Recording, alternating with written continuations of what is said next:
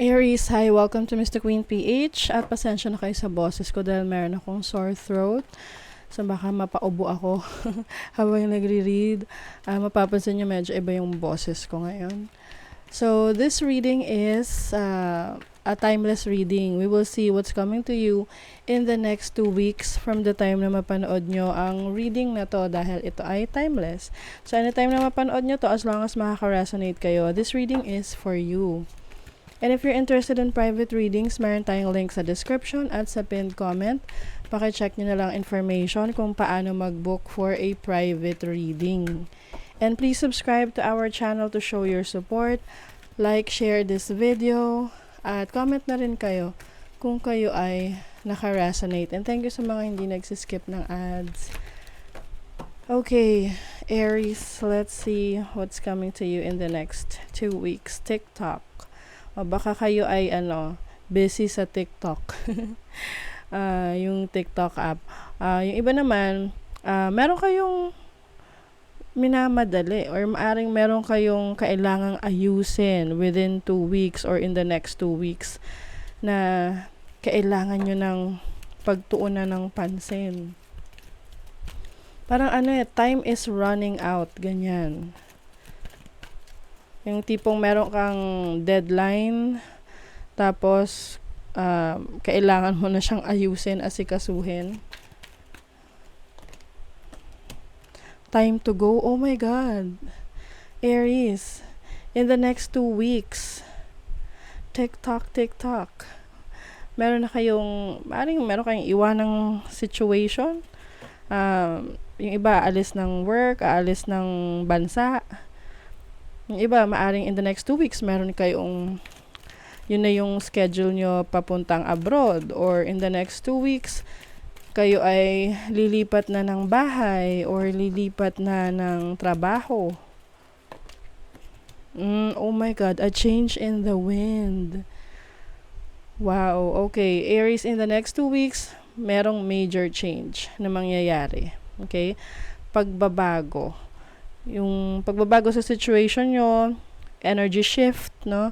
So, whatever this is, tinan natin kung yung iba sa inyo, anong area of life ito. 6th house, yes, yung iba sa inyo sa workplace. 6th house is also about your health. So, meron ka lang aayusin sa kalusugan mo na maaring hindi mo pinagtutuunan ng pansin ng mga nakaraan.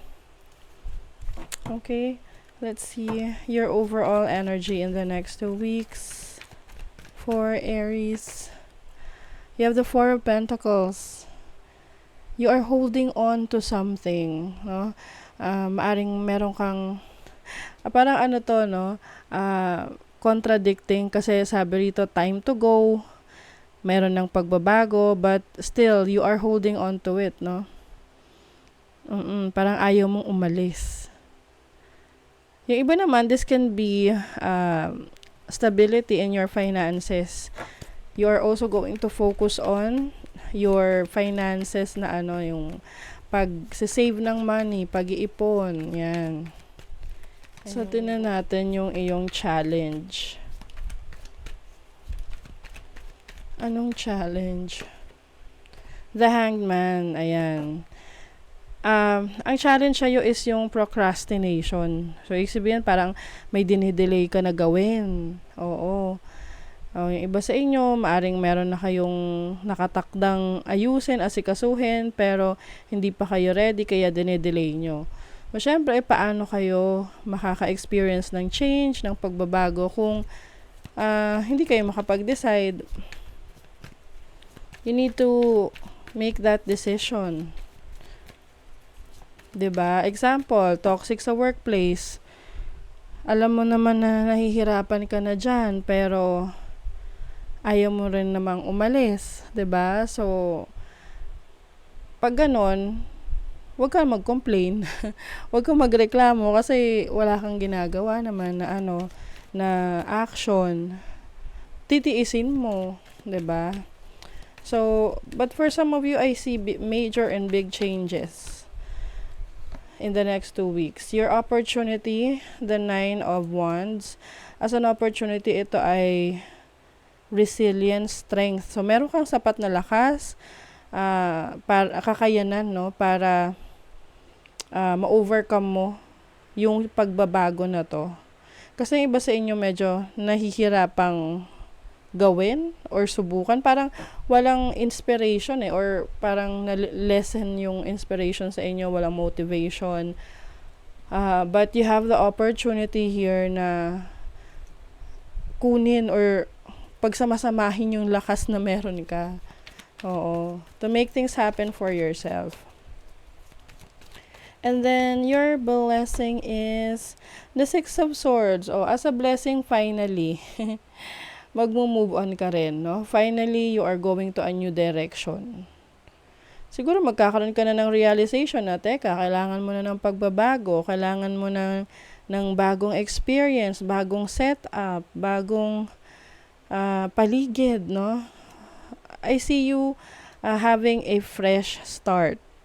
Sabi nga kailangan din daw na maging open ka sa change. Kasi you'll never know kung ano yung next adventure mo. You're going on an adventure. So, let's see what else. For Aries.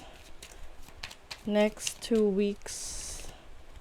Moon. You can be very emotional in the next 2 weeks. Pero yung instinct mo, yung intuition mo, yun yung mag-guide sa'yo Alam mo sa sarili mo na may kailangan ka ng baguhin. Meron ka ng kailangang i-let go, i-release, releasing the old, anything that is no longer serving you. Hawak mo ang susi. Actually, ikaw ang susi sa success mo.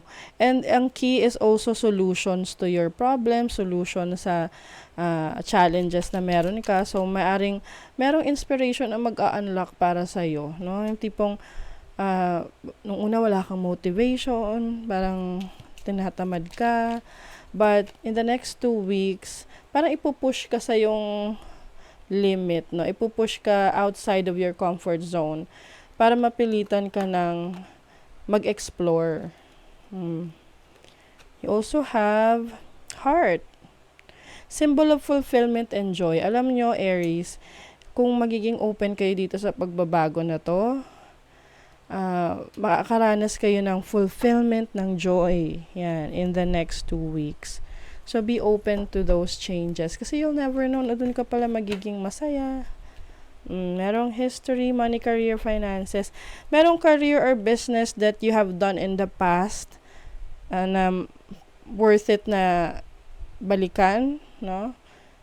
Or meron kang dati mong galing or techniques na gagamitin mo ulit for your project, for your business, for your career.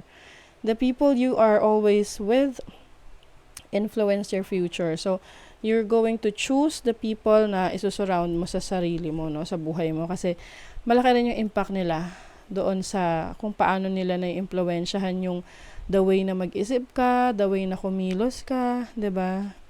So, you are also going to tap into your talents, your skill set.